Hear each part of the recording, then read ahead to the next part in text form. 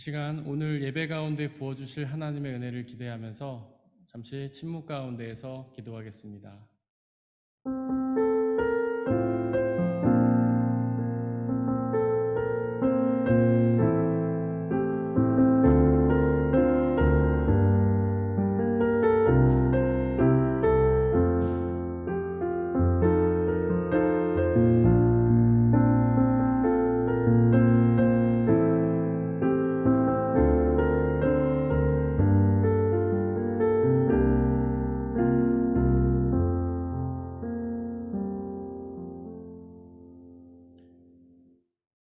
오늘은 성령 강림 후 12번째 주일이면서 광복절 76주년 기념 주일입니다.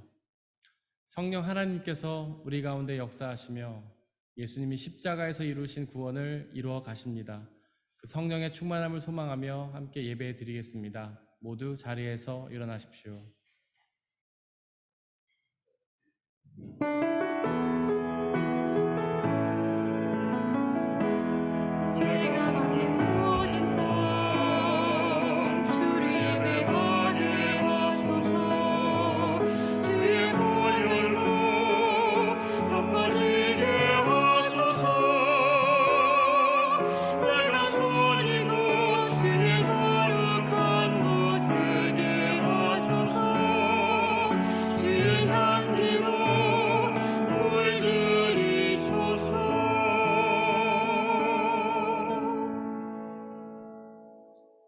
주님을 경외하는 것이 지혜의 근본이다.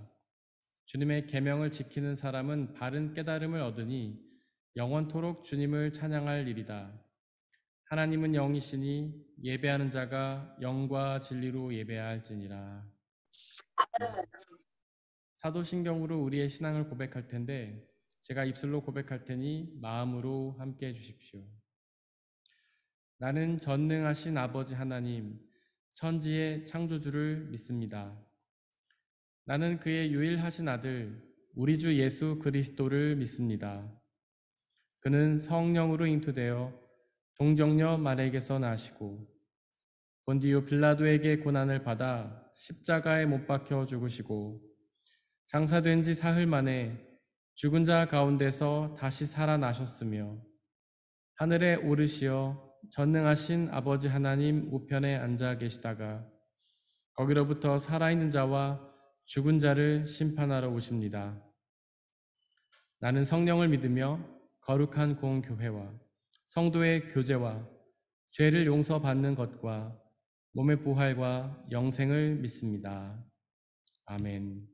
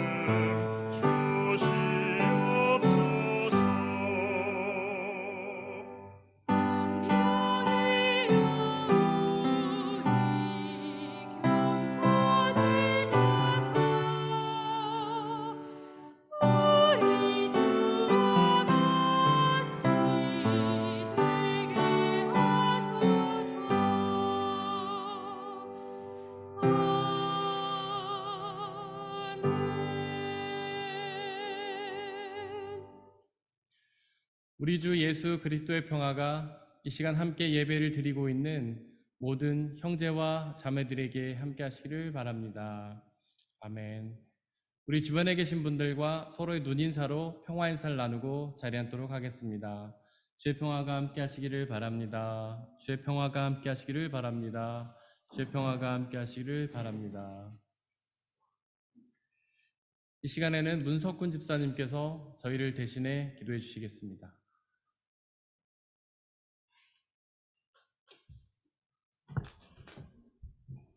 사랑의 하나님, 오늘도 저희에게 귀한 하루를 허락하시고 하나님의 전에 모여 예배할 수 있게 하시니 감사합니다.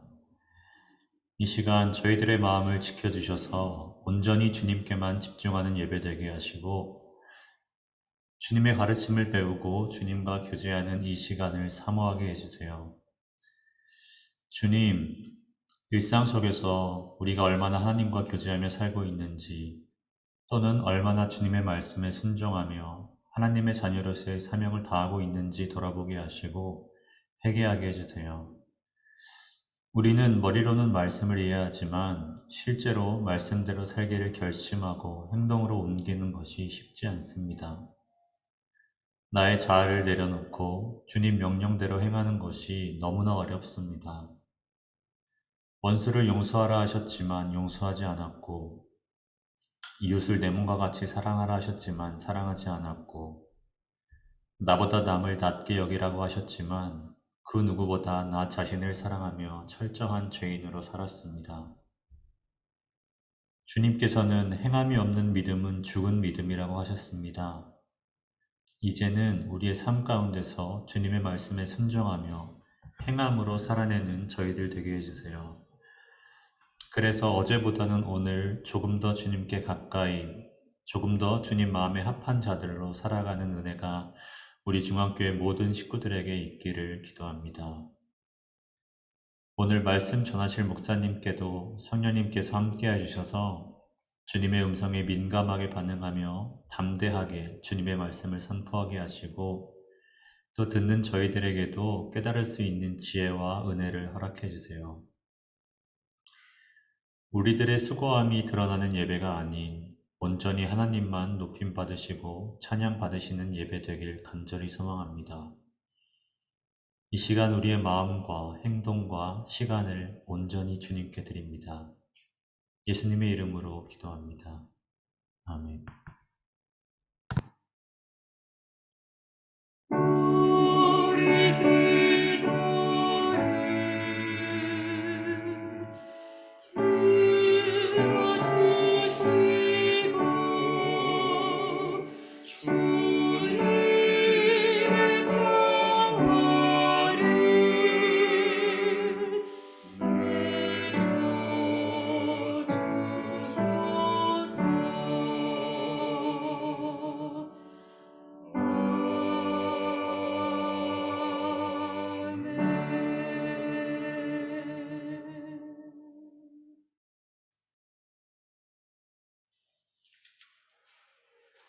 오늘의 일 독서는 열왕기상 2장 10절에서 12절, 3장 3절에서 14절입니다. 모두 주님의 말씀을 들으십시오.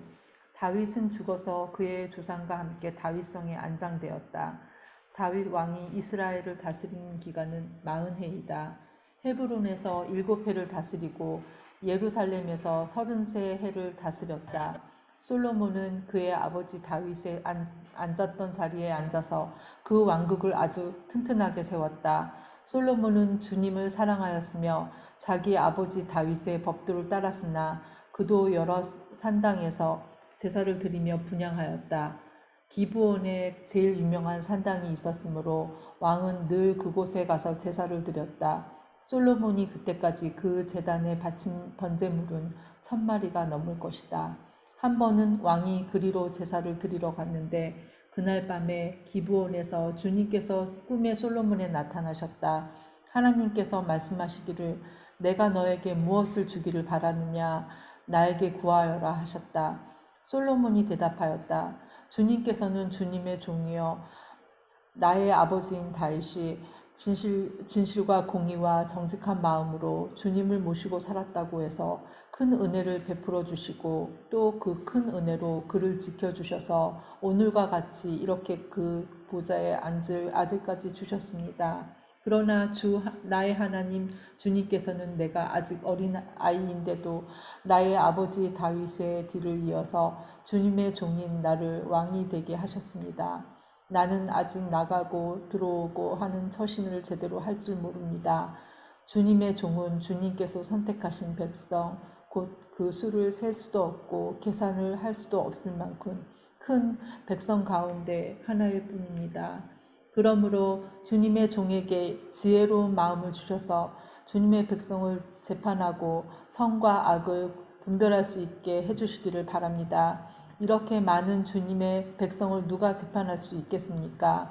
주님께서는 솔로몬이 이렇게 청한 것이 마음에 드셨다.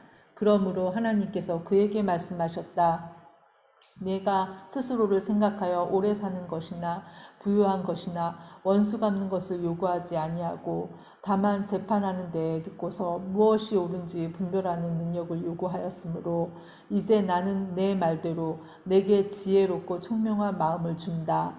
너와 같은 사람이 너보다 앞에서 없었고 내 뒤에도 없을 것이다.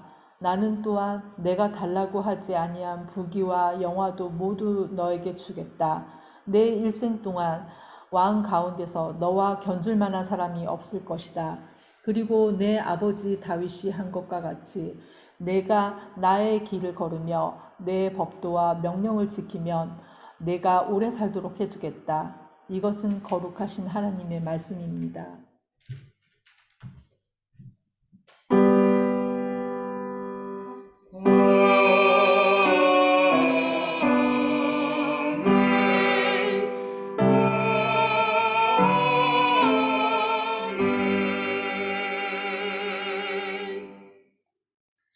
함께 성시 교독할 텐데 제가 입술로 고백할 테니 마음으로 함께 해 주십시오. 내 여호와를 항상 송축하며 내 입술로 항상 주를 찬양하리이다. 내 영혼이 여호와를 자랑하리니 곤고한 자들이 이를 듣고 기뻐하리로다. 나와 함께 여호와를 광대하시다 하며 함께 그의 이름을 높이세.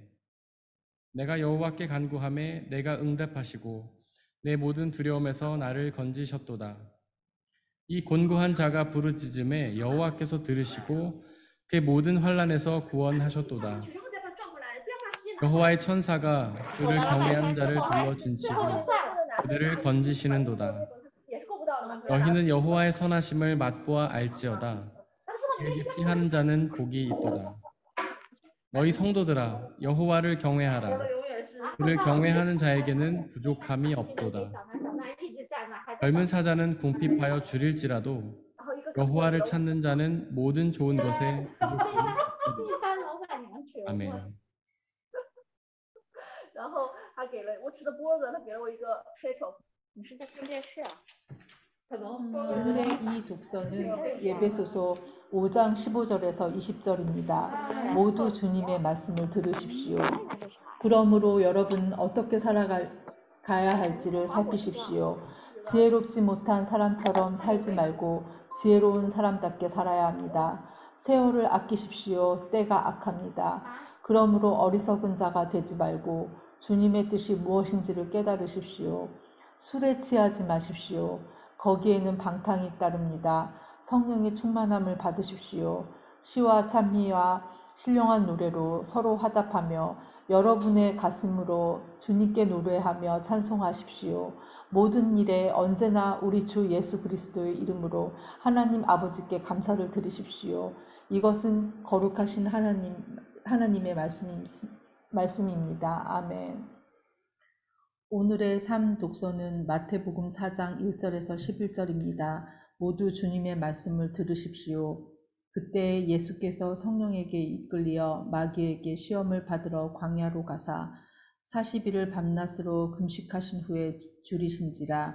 시험하는 자가 예수께 나와서 이르되 내가 만일 하나님의 아들이여든 명하여 이 돌들로 떡덩이가 되게 하라. 예수께서 대답하여 이르시되 기록되었을 때 사람이 떡으로만 살 것이 아니요 하나님의 입으로부터 나오는 모든 말씀으로 살 것이라 하였느니라 하시니, 이에 마귀가 예수를 거룩한 성으로 데려다가 성전 꼭대기에 세우고 이르되 내가 만일 하나님의 아들이여든 뛰어내리라 기록되었으되 그가 너를 위하여 그의 사자들을 명하시리니 그들이 손으로 너를 받들어 발이 돌에 부딪히지 않게 하리로다 하였느니라.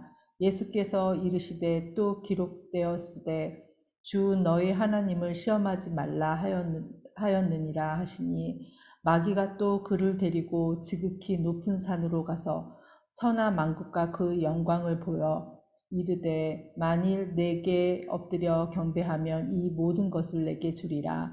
이에 예수께서 말씀하시되 사탄이 물러가라 기록되었으되 주 너의 하나님께 경배하고 다만 그를 섬기리라 하였느니라. 이에 마귀는 예수를 떠나고 천사들이 나와서 수종드니라. 이것은 거룩하신 하나님의 말씀입니다. 아멘.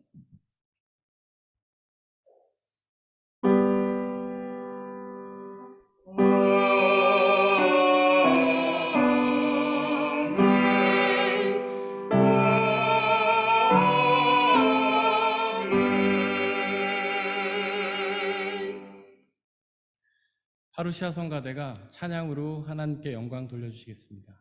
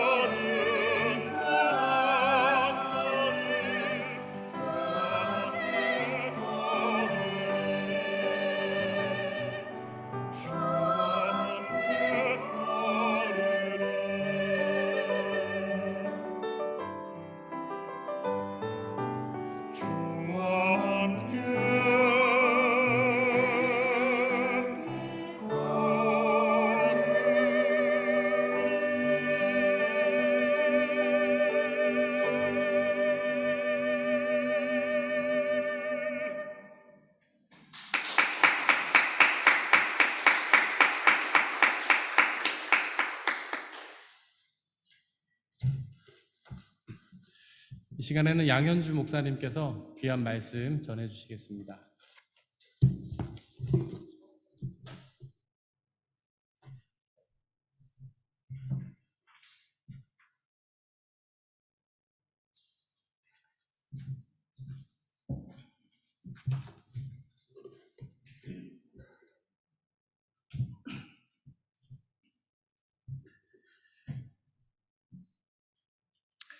여러분은 살아가시면서 한 번쯤 이런 말을 들어보셨을 겁니다. 예수 천당, 불신 지옥이라는 말이죠. 그 구호는 너무나도 분명하고 선명해서 기독교를 전혀 모르는 사람들에게 반드시 필요한 구원, 인생에서 반드시 필요한 구원이라는 면에서 각성 효과를 주었습니다. 하지만 또 다른 이면에는 여전히 이 이상의 것을 공급받지 못한 채 기독교를 천당 가는 보험 정도로만 여기게 만들던, 거기에 머물게만 만들던 폐해도 있었습니다. 처음부터 죄인으로 태어난 우리는 예수 그리스도께서 나를 대신하여서 십자가의 지옥 형벌을 받으시고 죽으셨다가 부활하셨다는 것을 믿으면 구원받는다는 이 사실, 이것을 대개의 교회 성도들은 알고 있을 것입니다. 하지만 그 구원의 능력과 그 구원의 실증이 바로 드러나고 있는가? 예수 그리스도로 말미암아 죄 사함을 얻고 율법의 저주에서 풀려난 자들은 감사의 삶을 살도록 되어 있는 것입니다. 그리고 세상 정신에 경도되지 않고 하나님의 말씀을 중심에 삼도록 되어 있는 것입니다. 또 다른 말로는 그 열매를 맺어 가도록 되어 있는 것이죠. 하나님께서는 사람에게 단순히 천국 가는 보험을 제공하여 주시는 것이 아니라 하나님의 영광을 위해서 하나님 나라를 확장시키면서 살도록 하셨습니다. 이를 위해 예수님께서 부활 후에도 그냥 가만히 머물러 계신 것이 아니라 하나님 보좌 우편에 앉으셔서 지금도 우리를 하나님 백성의 왕으로서 다스리고 계신 것입니다. 예수님께서 하나님 나라의 영광스러운 왕으로 앉으시는 이 영광스러운 때를 기대하고 예언하였던 성경 구절이 있습니다. 시편 2편은 이렇게 얘기합니다. 내가 나의 왕을 거룩한 산 시온에 세웠다. 내가 영을 전하노라. 여호와께서 나에게 이르시되 너는 내 아들이라. 오늘날 내가 너를 낳았도다. 내게 구하라. 열방을 너에게 유업으로 주리니 너의 소유가 땅 끝까지 이르리로다. 이것은 바로 하나님 아버지께서 아들 하나님이신 예수 그리스도께 예수 그리스도를 만국의 왕으로서 삼으시는 장면이죠. 또 7 집사 중 하나인 스데반에게 유대인들이 돌로 쳐 죽이는 그 채의 순간에도 이러한 사건이 기록되어 있습니다. 보라, 하늘이 열리고 인자가 하나님 우편에 서신 것을 보노라. 사실 하나님 백성의 왕을 세우는 일은 첫사람 아담을 통하여서 이루려고 하시던 것이었습니다. 구체적으로 말하자면 하나님께서는 아담을 하나님 나라의 왕으로 세우셔서 하나님의 창조 세계를 다스리게 하려고 하셨던 것입니다. 하지만 이는 뱀으로 말미암아 미루어졌고 이제 하나님의 아들 예수 그리스도께서 둘째 아담으로서 하나님 나라의 왕위를 회복하려 오셔서 이루게 된 것입니다. 세례 요한이 잡힌 후 예수님께서 갈릴리에서 등장하시며 외치신 첫마디 또한 하나님 나라의 도래에 대한 선포였습니다. 가라사대 때가 찼고 하나님 나라가 가까웠으니 회개하고 복음을 믿어라 하시더라. 이러한 하나님의 나라와 마귀의 나라의 정면 충돌이 선명하게 일어난 사건, 바로 오늘 본문에서 보는 예수님께서 마귀로부터 시험 받으시는 사건인 것입니다. 마귀는 혼자서 활동하는 자가 아닙니다. 마귀는 타락한 천사들을 거느린 거대한 국권을 가지고 있는 자이기 때문에 웬만한 일에는 자신이 직접 나서지를 않습니다. 그럼에도 불구하고 마귀가 직접 나선다는 것은 그 대상이 얼마나 중요한 인물인지를 보여주는 것이라고 할 수 있을 것입니다. 예수님 이전에 마귀가 직접 유혹했던 대상이 있죠. 바로 첫사람 아담과 그의 아내 하와였습니다. 이들은 외부에서 오는 자극들에 대해서, 외부에서 오는 유혹들에 대해서 분명한 말씀의 검을 들어 사용하지 못한 탓에 곧 마귀의 유혹에 이끌리게 됩니다. 즉 하나님께서 먹지 말라고 하신 동산 중앙에 있는 선악을 알게 하는 나무의 열매를 마귀의 유혹에 그만 이끌려 이것을 자신을 하나님처럼 지혜롭게 할 만큼 탐스러운 열매로 왜곡하여 바라보게 된 것이었죠. 그리고 결국 계명을 어기는 자리에 이르게 됩니다. 이렇게 아담과 하와는 범죄한 탓에 에덴 동산에서 쫓겨나게 되고 원죄라는 저주가 그들의 오고 오는 후손들에게까지 더 씌워지게 되는 것입니다. 이렇게 실패한 아담의 자리에 이제 하나님의 아들이신 예수 그리스도께서 둘째 아담으로 오셨습니다. 그리스도께서는 당신이 무엇을 하러 오는지, 무엇을 하러 오셨는지에 대해 온 인류와 창조 세계에 당신의 말씀과 행위로서 알리셨습니다. 그는 우선 아담이 실패했던 그 자리, 마귀로부터의 시험의 자리에서 이것을 손수 치르시고 통과하심으로써 자신이 어떤 분이라는 그것과 그리고 이 땅에 자신이 몰고 올 그 나라의 성격에 대해서 계시하실 것이었습니다. 사실 예수님께서 마귀로부터 시험 받으신 일은 예수님의 구원 사역을 위해서 본격적으로 대중 앞에 나타나시기 직전에 일어난 사건입니다. 하지만 이 마귀의 시험이라는 것이 하나의 역사적인 사건의 측면에서 예수님에게만 직접적으로 임한 것이 사실이라 하더라도 본질적으로 볼 때에 그 시험이 이 하나님 나라에 도전하는 마귀의 국권, 마귀의 나라의 성격이라는 측면에서 볼 때 이것은 예수님에게만 임하는 사건이 아니라 오고 올 하나님 나라의 백성에게도 미치는 동일한 성격의 시험이라는 것을 우리는 이 예수님의 시험을 통해서 읽어내야 하는 것입니다. 마귀의 목표는 단 한 가지입니다. 바로 하나님의 나라가 이 땅에 확장되지 못하도록 하는 것, 하나님의 나라의 진전을 막는 것, 그것입니다.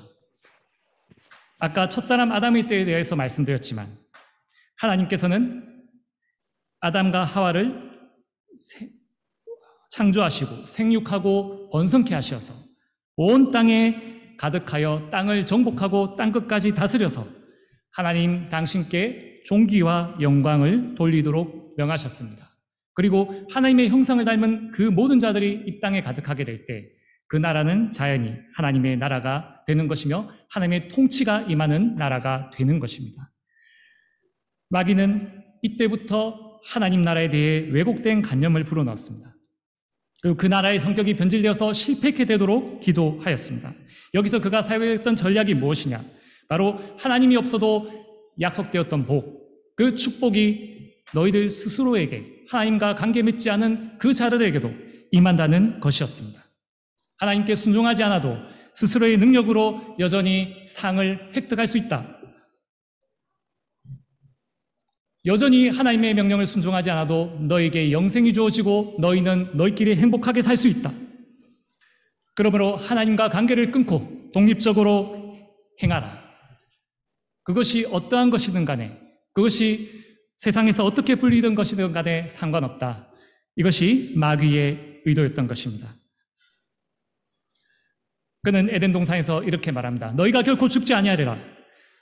도리어 너희 눈이 밝아서 너희가 하나님같이 되어 선악을 알 것이라. 너희가 하나님과의 관계가 없더라도 너희는 선을 행할 수 있고 너희는 선을 스스로 결정할 수 있다. 이것이 마귀가 아담을 유혹하는 그 시험의 정체였던 것입니다. 아담이 선악을 알게 하는 나무의 열매를 먹지 말라는 그 하나님의 명령에 순종했더라면 동산 가운데에 계시된 생명나무 열매처럼 그들은 영생을 얻고 영원히 하나님과 함께 하나님께 영광을 돌리며 예배의 삶을 살았을 것입니다. 하지만 이와 반대로 마귀는 그렇게 순종하지 않더라도 너희는 영원히 살 수 있는 축복을 지니게 된다라고 유혹하고 있는 것입니다. 즉 하나님께 순종하는 하나님과의 절대적인 관계를 기초로 하여서 이 땅을 잘 다스리는 것, 하나님의 창조 세계를 잘 다스리는 것이 하나님 나라의 본질이었는데 마귀는 이것을 살짝 왜곡하여서 하나님을 배제하고도 이 땅을 선하게 다스릴 수 있다라고 하는 환상을 심어 주었던 것입니다. 바로 하나님의 나라에 대한 왜곡이 발생한 것입니다.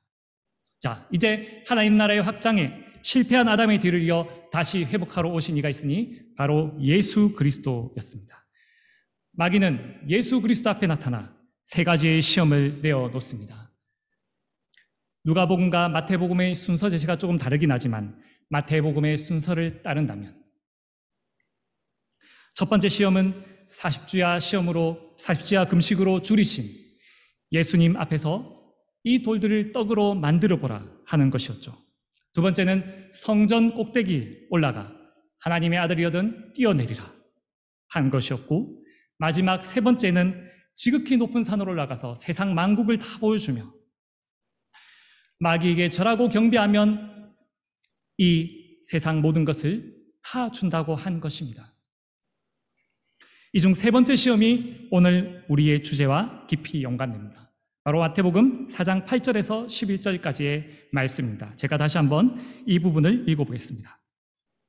마귀가 또 그를 데리고 지극히 높은 산으로 가서 천하만국과 그 영광을 보여 가로되 만일 내게 엎드려 경배하면 이 모든 것을 너에게 주리라. 이에 예수께서 말씀하시되 사단아 물러가라 기록되었으되 주 너의 하나님께 경배하고 다만 그를 섬기라 하였느니라. 자, 앞에서 말씀드린 대로 마귀가 예수님 앞에 나타나서 시험을 펼쳤던 전략 중에 하나는 하나님 없이도 이 모든 약속의 복이 주어진다는 것이었습니다. 이 선한 복이 주어질 것이라는 것이었습니다. 그렇다면 예수님께서 받으실 약속의 그 상, 약속의 축복은 무엇이었을까요? 예수님께서 십자가에서 죽음까지 이르는 고난의 사역을 다 마치시고 부활하신 후 이렇게 말씀하신 적이 있습니다. 하늘과 땅의 권세를 내게 주셨으니, 하늘과 땅의 권세를 내게 주셨으니, 마치 첫사람 아담이 하나님으로부터 땅을 정복하고 다스릴 권세를 받았던 것처럼 땅에 충만하여 하나님 나라를 다스릴 권세를 받았던 것처럼 둘째 아담으로서 예수 그리스도에게는 모든 시험과 구원 사역이 이루어지고 나서 하늘과 땅의 권세를 아버지 하나님으로부터 아들 예수 그리스도께 주어질 수 있도록 하셨던 것입니다. 그런데 이것을 하나님이 아닌 마귀 자신이 그러한 권세를 주겠다고 지금 셋째 시험에서 얘기하고 있는 것입니다. 하나님 아버지께서 아들 예수 그리스도께, 하나님의 아들 예수 그리스도께 약속하신 것과 마귀가 지금 예수님께 약속하는 것이 거의 일치하고 있습니다. 차이는 무엇입니까? 차이는 간단하게 마귀 앞에 엎드려 절하기만 하면 이 약속의 상이 주어질 것이라는 것이죠. 그런데 더 중요한 것은 무엇입니까? 이 뒤에 감추어져 있는 그 함의는 무엇이죠? 십자가의 길을 가지 않아도 된다는 것입니다.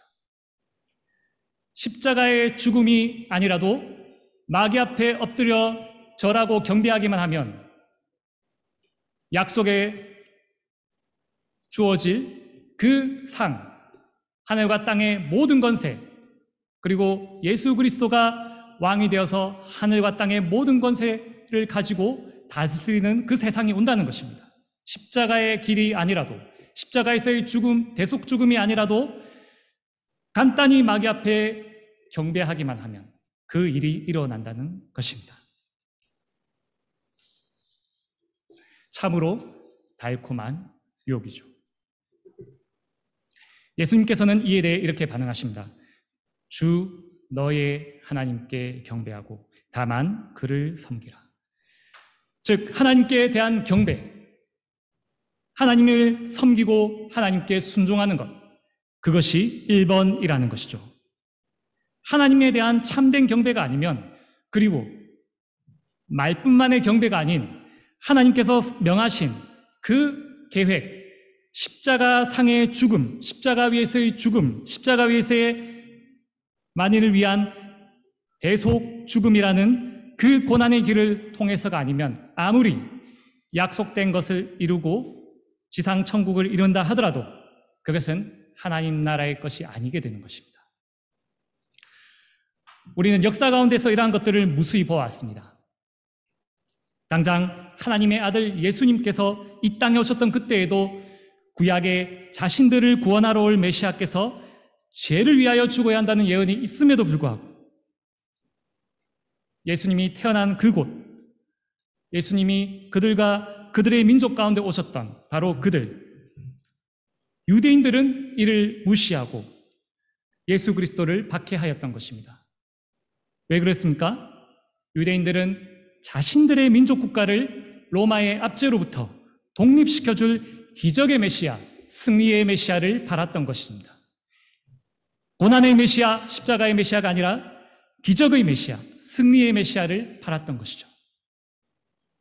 하나님의 계시 전부를 있는 하나님의 뜻대로 전부 해석하지 못하고 자신들의 편의를 따라서 일부만을 선취하니까 그러한 오해가 발생하였던 것입니다.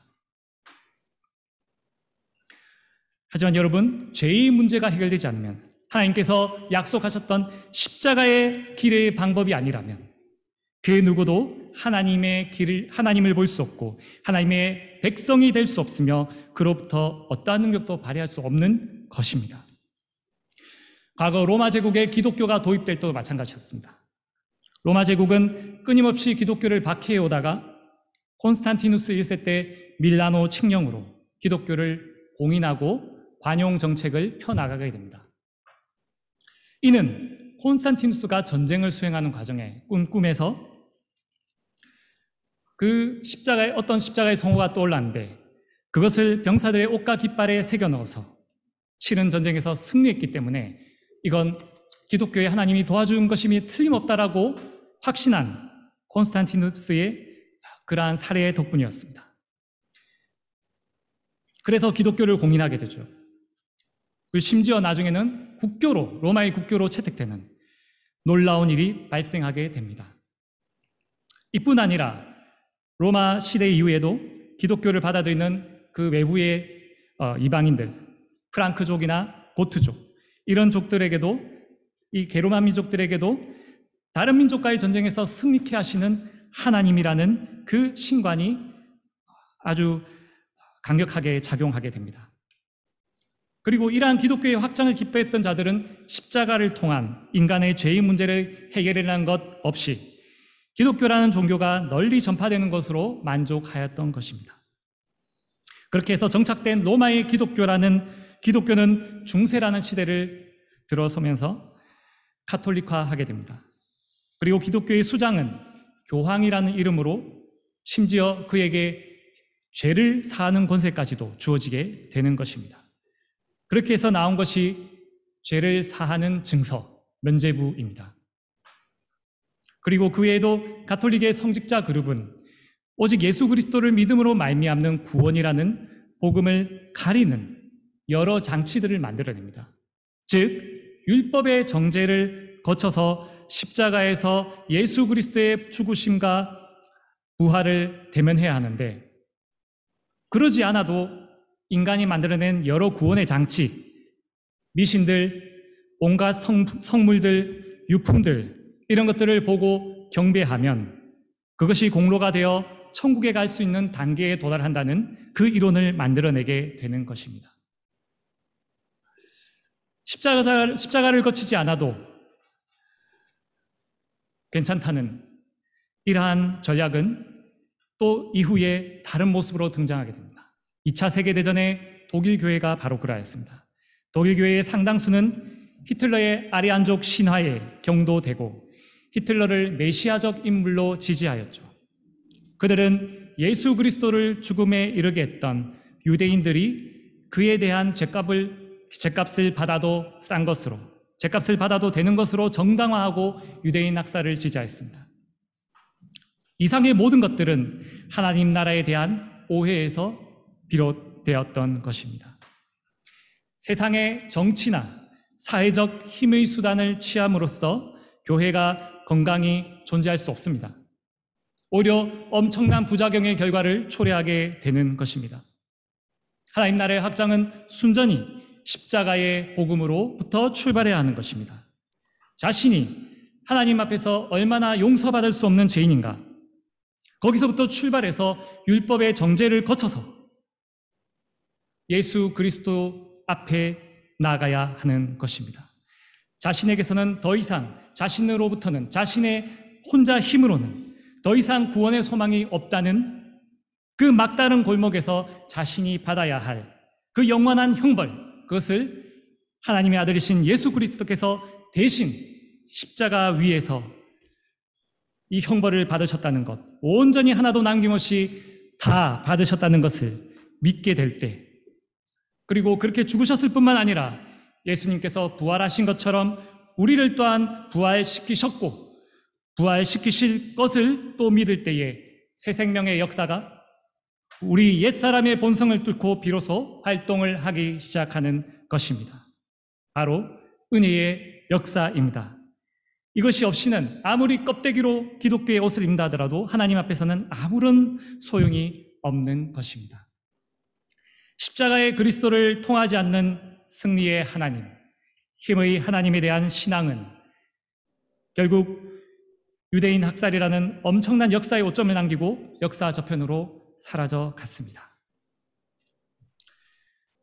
자, 이제 또 다른 곳에서 이와 반대되는 영역에서 또 다른 반동의 영역에서 기독교라는 껍데기를 입고 나타난 것이 있습니다. 얼마나 이것은 인간이 균형을 잃기 쉬운 존재인지 보여주는 것입니다. 19, 20세기에 걸쳐서 독일 신학계를 중심으로 예수님에 대한 그리고 기독교의 전통적인 관점에 대한 대대적인 수정을 과하게 되는 일이 있었습니다. 우리가 알고 있는 인류의 위대한 의사 슈바이처 박사, 이 사람으로 대표되는 것이 역사적 예수 연구입니다. 이 연구의 핵심 전제는 신약 성경에 기록된 예수와 역사에서 실제 살다 간 예수님과는 다르다는 것입니다. 제가 지난번 이곳에서 처음 말씀을 전해드릴 때 예수님께서는 완전한 하나님이시자 완전한 사람이라는 것을 말씀드렸었죠. 그런데 이 역사적 예수 연구를 하는 자들은 예수님이 완전한 하나님, 즉 하나님의 아들이라는 것은 후대에 꾸며진 신격화 작업의 일부로서 실제로 예수님은 하나님의 아들이 아니라 단순한 인간, 단순한 선생님, 단순한 존경받을 자로 살다 가셨다는 것입니다. 결국 이러한 운동 가운데 예수님은 각자의 죄의 문제를 해결해 주시러 오신 분이 아니라 단순한 인류의 위대한 스승으로서 선한 삶의 모범을 보이신 자로서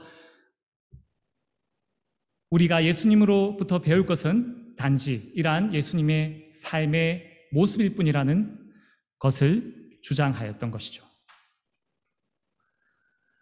또한 독일 신학계의 중심에 있었던 리첼이라든지 슐라이어 마허 같은 이 또 다른 일련의 신학자들은 기독교의 참 의미는 오직 이 사회를 선량하게 개조하고 인류에게 윤리적, 도덕적으로 봉사케 하는 데 있다라고 규정하게 됩니다. 이 앞에서 말씀드린 리첼이라는 신학자는 특히 교회에 있어서 신적이고 초현실적인 것이 중요한 것이 아니라 이 현실의 것, 사람 대 사람의 관계에서 어떻게 복리를 끼치느냐 하는 것이 중요하다고 합니다. 결국 중요한 것은 사람과 사람 사이의 관계일 뿐이라는 것이죠.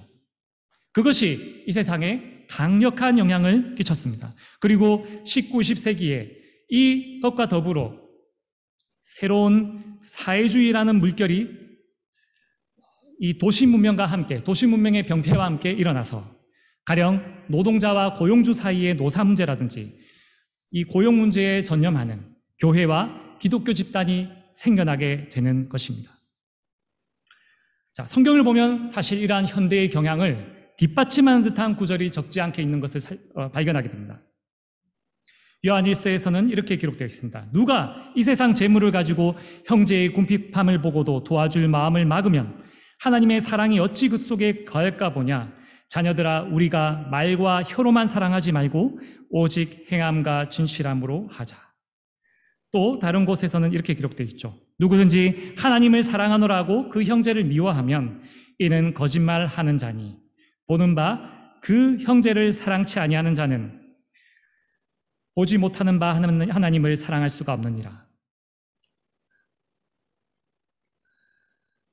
또 한 율법사가 누가 내 이웃이니까라고 여쭌 물음에 대해 예수님께서 예로 드신 착한 사마리아인의 예를 볼지라도 거기에 하나님의 일을 섬기던 제사장이 있었고 하나님의 말씀을 가르치던 레위 사람도 있었지만 결국 도둑을 맞고 쓰러져 있는 사람을 치료해 준 것은 당시 유대인들이 하찮게 여기던 사마리아 사람이라는 것을 말씀하신 적도 있었습니다.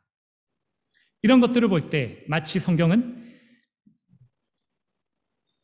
리첼로부터 비롯된 현대의 이 자유주의 사상을 강력히 지지하는 듯이 보입니다. 그래서 이 19, 20세기의 최근의 일들이 하나님의 일들을 온전히 성취하고 있는 듯이 보이는 것이죠. 하지만 현대 신학자들의 생각과는 달리 성경은 사람과 사람 사이의 관계보다 사람과 하나님 사이에서의 관계를 더욱더 중요하게 규정하고 있는 것입니다. 거기서 먼저 출발해야 합니다. 사람과 하나님 사이의 관계가 먼저요. 그 다음이 사람과 사람 사이의 관계인 것입니다.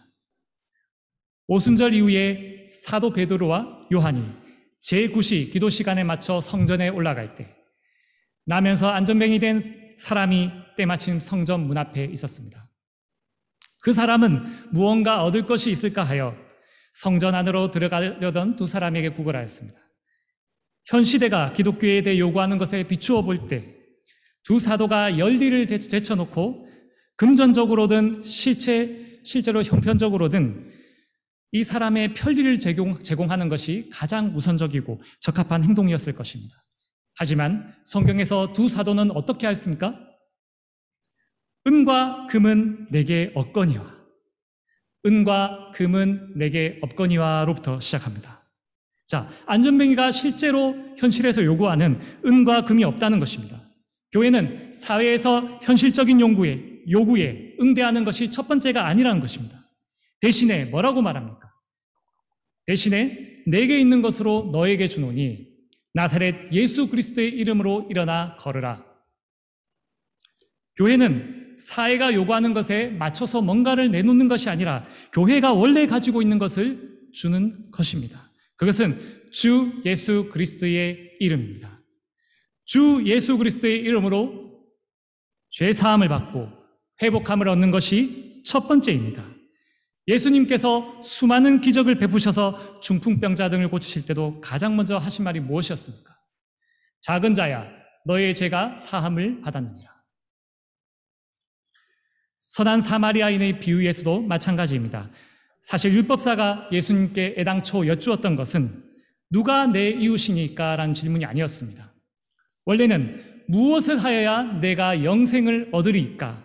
인 것인 것입니다. 이에 대해 예수님께서는 율법에 뭐라 기록되었는지 되물으셨습니다. 그리고 율법사의 대답대로 율법의 대강령이 있는데 너의 마음을 다하여 목숨을 다하며 힘을 다하며 뜻을 다하여 주 너의 하나님을 사랑하고 또 너의 이웃을 너의 자신같이 사랑하라 라고 하였나이다 라고 율법사는 대답했죠.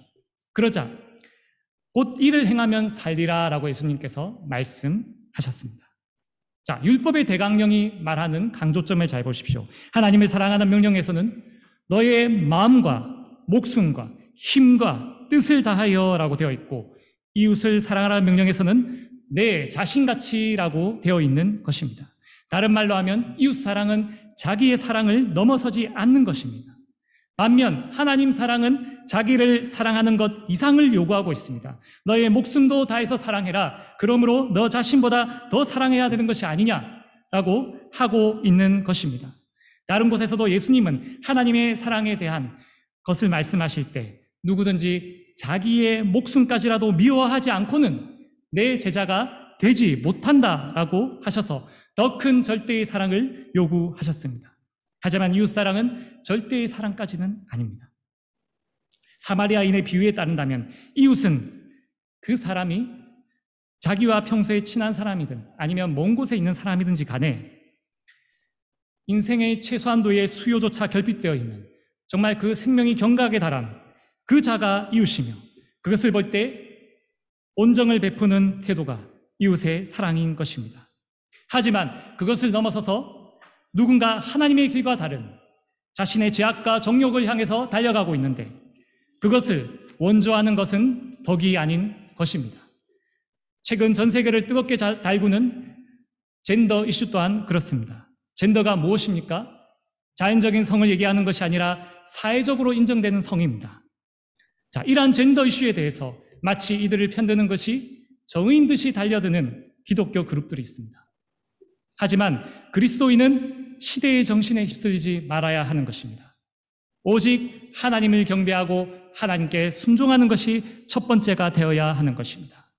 그것을 소홀히 하면서 부차적인 것에 자신의 정력을 낭비하게 되면 이로써 자기가 하나님께 제대로 드려야 할 것을 못 드리게 되어 본말의 전도가 일어나는 것입니다. 그러므로 이웃사랑의 한계가 분명히 있는 것입니다. 원수를 사랑하라라는 것도 마찬가지입니다. 원수가 줄이거든 먹이라, 목마르거든 마시우라라고 했죠. 원수가 되는 사람이 무언가 하려고 할 때 적극적으로 그와 하친하여 그를 원조하라라고 하지 않았습니다. 오히려 성경의 다른 곳에서는 믿지 않는 자와 멍해를 같이 하지 말라라고 경고하고 있지요. 이와 마찬가지로 예수님께서 마귀에게 시험을 받으셨을 때도 예수님께서는 자신의 대답을 통해 2000년 후에 올 문제들에 대한 대답을 미리 주셨습니다. 세 번째 시험에서 보여준 바와 같이 너는 시대정신 앞에 엎드려 절하라. 시대정신을 잘 포용하라. 그러면 이 세상을 다 얻을 수 있다라는 달콤한 제안에 대해 예수님께서는 무엇이 참으로 하나님을 섬기는 도리인가에 대해 요점을 보여주십니다. 오늘날 현대세계와 교회의 커다란 변화의 물결 속에 예수 그리스도의 교회는 무엇을 할 것이며 어떻게 해야 할 것인가? 사회 참여가 그 어느 때보다도 강력히 강조되고 있는 이 시대에 교회에서는 저희들끼리만 울고불고 할 것인가? 이제 시시콜콜한 아담의 원죄의 문제 따위는 집어치우고 또 십자가에서의 대속자 따위는 집어치우고 세상에서 인정받고 관심 있어 하는 사회 참여와 봉사, 그것에 전력을 다하라. 그러면 교회는 세상에서 인정받고 세상 속에 확장될 것이다. 이러한 유혹 앞에 예수 그리스도께서는 주 너의 하나님께 경배하고 다만 그를 섬기라 라고 말씀하고 계신 것입니다. 사도 바울도 로마서에서 이렇게 강조하였습니다.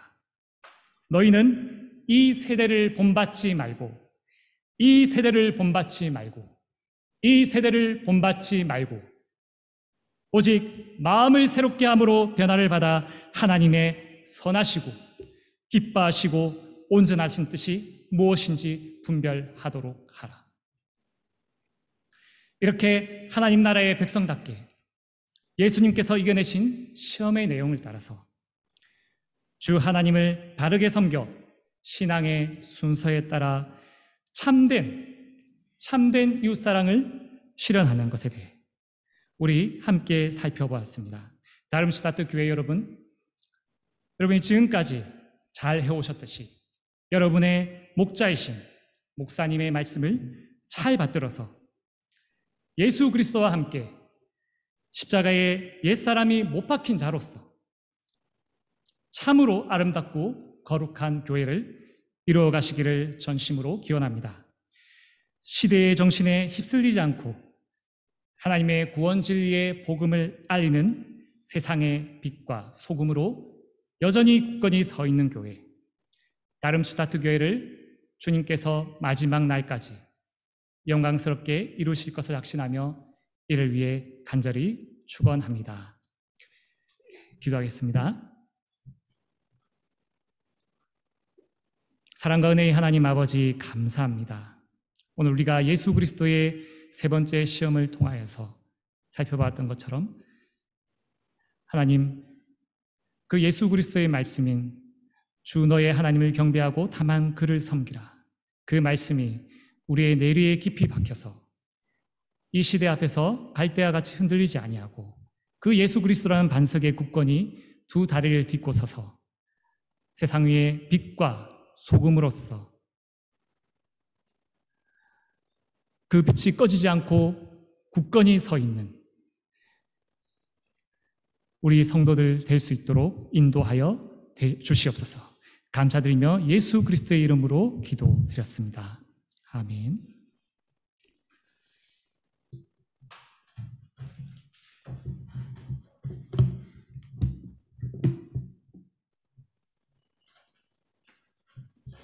우리에게 선포된 말씀들을 돌이켜보면서 그 말씀을 우리 마음에 새기고 순종하며 나가게 달라고 이 시간 잠시 침묵 가운데에서 기도하겠습니다.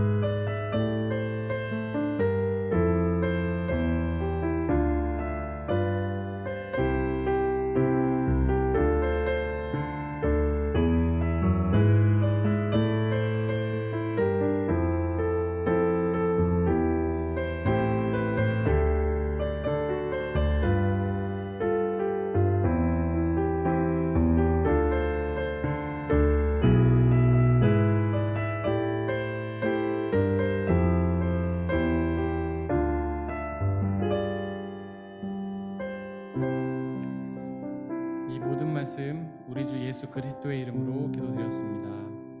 아멘.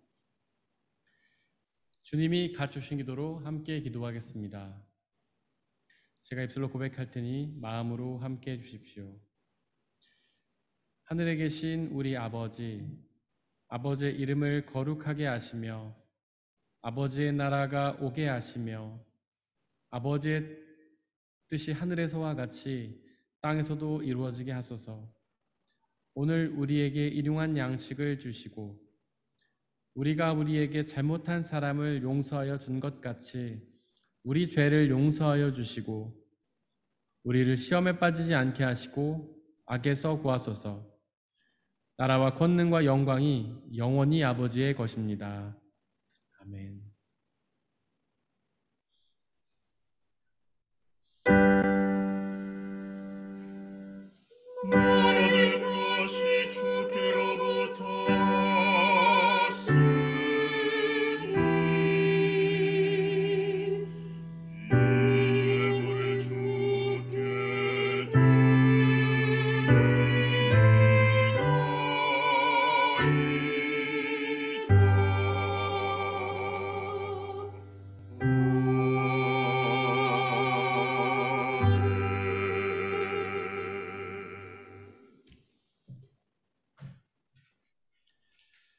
사랑하는 형제 자매 여러분들, 이제 여러분들을 성찬 예식으로 초대합니다. 성찬 예식은 하나님 나라 백성들의 기쁨의 잔치입니다.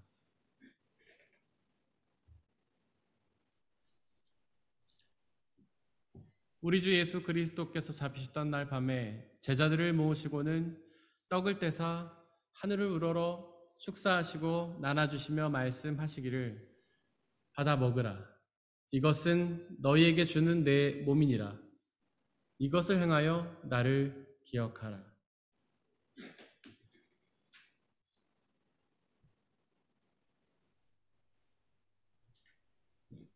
또한 예수께서는 잔을 가지사 하늘을 우러러 축사하시고 나눠주시며 말씀하시기를 받아 마시라.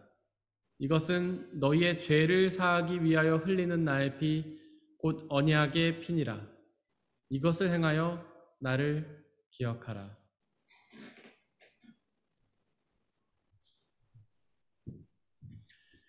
우리 아버지 되신 하나님, 이 시간 간절히 기도하오니 당신의 영이신 성령 하나님을 이 떡과 포도주에 보내주시사 또한 함께 예배를 드리고 있는 모든 형제와 자매들에게 보내주시사 우리가 이것을 먹고 마실 때마다 주께서 살아계셔서 우리와 함께 계심을 기억하고 믿게 하여 주옵소서. 또한 이 한 떡과 포도주를 나눠 먹는 모든 사람들이 주님 안에 한 형제요 자매임을 기억하고 믿게 하여 주옵소서. 또한 주님이 다시 오시는 그날까지 이것을 행하며 주님이 오실 그날에 이루어질 하나님 나라와 영원한 생명을 소망하며 기다리게 하여 주옵소서. 이 시간 우리 주님께서는 저와 여러분들을 주님의 식탁으로 초대하십니다. 우리 함께 주님의 몸과 피를 먹고 마시도록 하겠습니다.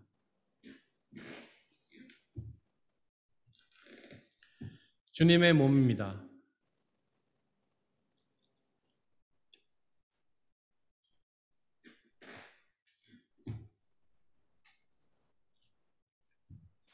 주님의 피입니다.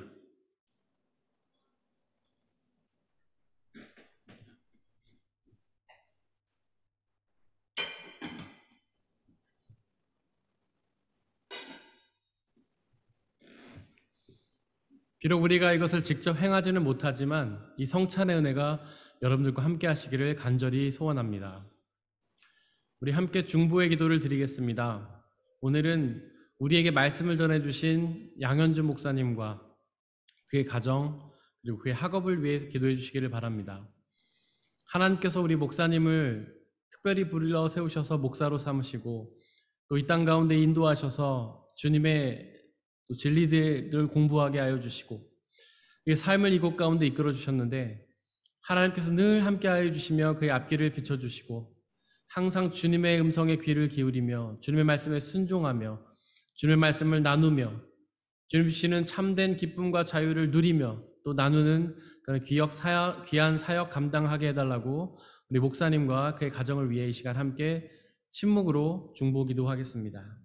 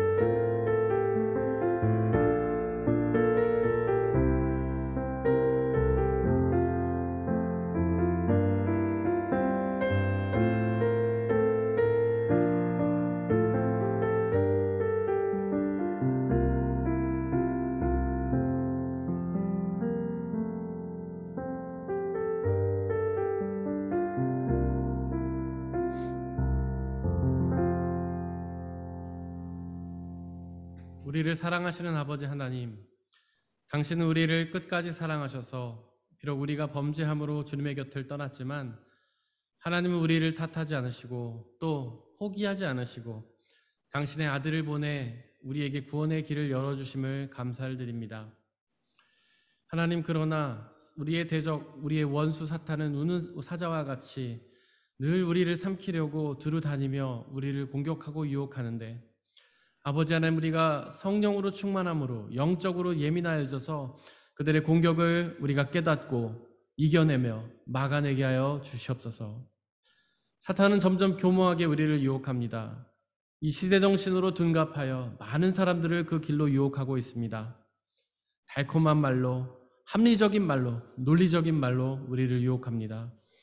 그러나 성령 하나님 우리와 늘 함께하여 주시고 우리에게 그 악한 영을 분별해낼 수 있는 지혜를 주셔서 우리가 오직 전능하신 하나님과 당신의 말씀에만 집중하게 하여 주시고 세상의 헛된 가르침에 빠지지 않도록 저희를 지켜 보호하여 주옵소서. 그래서 오직 우리가 예수 그리스도와 그분의 복음에 집중하여서 그분이 주시는 참된 구원과 영원한 생명, 하나님 나라를 받아 누리게 하여 주옵소서. 이 시간 귀한 말씀 전해주신 양현주 목사님을 축복하며 중보합니다. 하나님, 그를 창조하셨고 그를 여기까지 인도하셨고 그의 모든 것을 다 아시는 당신께서 그의 가장 필요한 것들로 채워주시고 그의 삶을 늘 주님의 길로 인도하여 주시며 주님의 귀한 일꾼으로 사용하여 주옵소서. 이 시간 드려진 물질을 위해 기도합니다. 하나님이 우리에게 주신 모든 것들이 당신의 것임을 고백하며 그 중에 일부를 다시 주님께 되돌린 모든 손길들을 축복하여 주시고 그의 삶을 통하여 하나님의 은혜를 더욱더 풍족히 누리는 복된 삶으로 역사하여 주시옵소서. 이 물질이 오직 하나님 나라와 영광만을 위해 쓰이게 하여 주시고 물질이 쓰여지는 곳곳마다 하나님의 이름이 드러나며 믿는 자들의 숫자가 더욱 많아지는 놀라운 역사 있도록 은혜에 내려 주옵소서. 우리에게 언제나 항상 가장 좋고 가장 필요한 것들로 채워주시는 주님의 은혜에 감사드리며 이 모든 말씀 우리 주 예수 그리스도의 이름으로 기도드렸습니다. 아멘. 우리 예수님의 이름으로 예배에 참석하신 모든 분들, 또 함께 온라인으로 예배를 드리시는 모든 분들을 진심으로 환영합니다. 우리 박수로 서로를 환영했으면 좋겠습니다.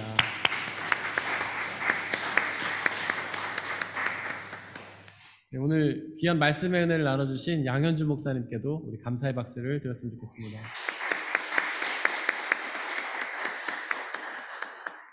다음 주에는 허근명 목사님께서 말씀을 전해주시는데요. 튜빙엔 대학에서 구약학을 전공하셨고 또 저희 교회에서 부목사님으로도 사역하셨는데 다음 주에 오셔서 귀한 말씀을 나눠주실 예정이십니다. 그리고 8월 달부터 저희가 그 성서번역선교회에서 사역하시는 구동환 선교사님을 후원하기로 저희 운영위원회와 재직회가 그렇게 결의를 하였습니다. 우리 구동환 선교사님을 위해 늘 중보해 주시기를 부탁을 드립니다. 목회자 휴가 일정 참고해 주시기를 바라고요. 영유아부, 이수년부 연합예배 일정도 참고해 주시기를 바랍니다. 그리고 방학하는 것들, 그 모임들 또 참고해 주시기를 바라고요. 아마 뒤쪽에 보면 아마 쌀이 이렇게 봉투에 담겨 있을 겁니다. 그게 뭐냐면 저희가 원래 친교를 위해서 구입해 놓았던 쌀인데요. 코로나가 장기화되고 또 언제쯤 저희가 식사의 교제를 다시 나눌 수 있을지 모르기 때문에 쌀을 더 이상 이제 교회에다 놔주지 않고 여러분들에게 나누어 드리기로 했습니다. 그러니까 댁에 가실 때 쌀을 받아 가시기를 바랍니다. 저희가 앞으로 한 주 동안 중보해야 될 곳은 체코프로 한마음교회 이원희 목사님, 서귀포 성결교회 이기원 목사님이십니다. 그리고 우리 주보에 있는 묵상 말씀 함께 묵상해 보도록 하겠습니다. 지난주 한 주 동안 묵상했던 말씀 제가 읽겠습니다. 형제 자매 여러분, 하나님께서는 여러분을 부르셔서 자유를 누리게 하셨습니다. 그러나 여러분은 그 자유를 육체의 욕망을 만족시키는 구실로 삼지 말고 사랑으로 서로 섬기십시오. 갈라디아서 5장 13절 말씀. 아멘. 다음 주 한 주 동안 묵상해야 할 말씀 제가 읽겠습니다. 그러나 주님께로 피신하는 사람은 누구나 기뻐하고 길이길이 즐거워할 것입니다.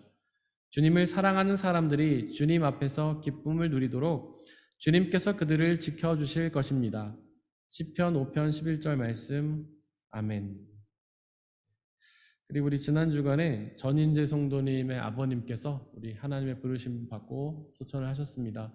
우리 모든 유가족들에게 주님의 위로가 함께 하시기를 바라고요. 하나님께서 그 가정에게 큰 위로 주시기를 바라고 또한 그 아버님을 주님의 곁으로 인도해 주시기를 다들 중보해 주시기를 바랍니다. 우리 다 함께 일어나셔서 186장 4절 찬양하겠습니다. 묵상으로 침묵으로 찬양하겠습니다.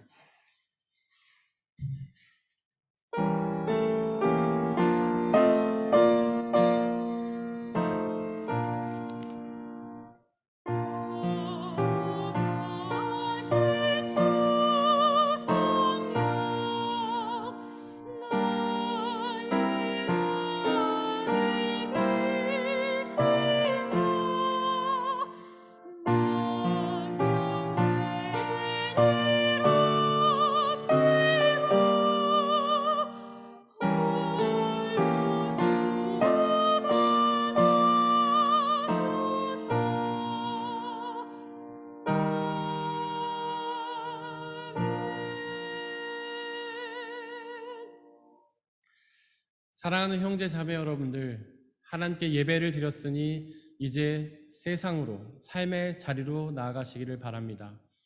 바로 그곳에서 시대 정신을 따르지 말고 오직 예수 그리스도의 복음을 따르시기를 바랍니다. 비록 그 삶이 쉽지는 않겠지만 우리와 항상 함께 하시는 성령님을 의지하고 그분이 주시는 평안함과 자유함에 거하시기를 바랍니다. 우리 양현주 목사님께서 축도해 주시겠습니다.